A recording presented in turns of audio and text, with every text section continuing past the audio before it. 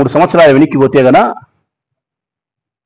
2021 2 సంవత్సరాలు ప్రపంచాన్నే ఒదికించి ప్రపంచాన్నే మృత్యు కళేబరాలతో శవాల గుట్ట చేసింది కరోనా అనే మహమ్మారి, అంటువ్యాధి.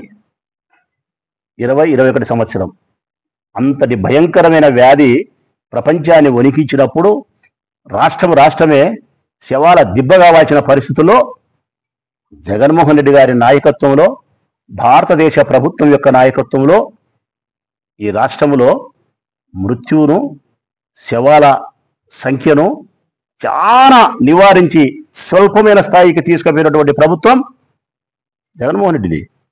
ఇది ప్రజలే చెప్తున్నారు. ఆ కరోనా వచ్చిన సందర్భంలో కన్నా చంద్రబాబు నాయుడు ఉంటే ప్రచారానికి ప్రాధాన్యత ఇచ్చి ప్రజల ప్రాణాలకు ప్రాధాన్యత ఇవ్వకుండా ఈ రాష్ట్రం 90 పైసలు అవి చేసిండు. ఏముండకపోయిండు, 10 పైసలు నిండు.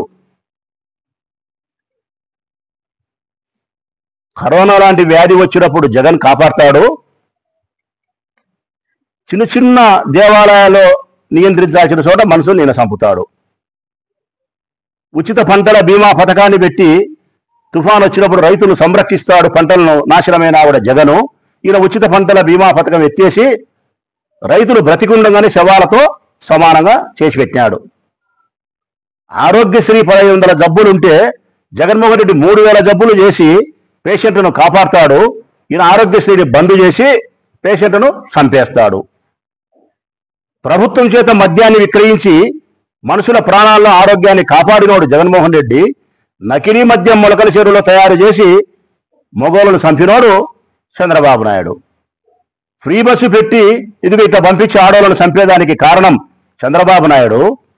కానీ మహిళల యొక్క సౌభాగ్యానికి, వారి భాగ్యానికి వారి సోదరుడు జగన్మోహన్ రెడ్డి కారణమని చెప్పడానికే ఈ రాష్ట్రంలో పుట్టిన సంక్షేమ పథకాల వెల్లువ ప్రవాహం.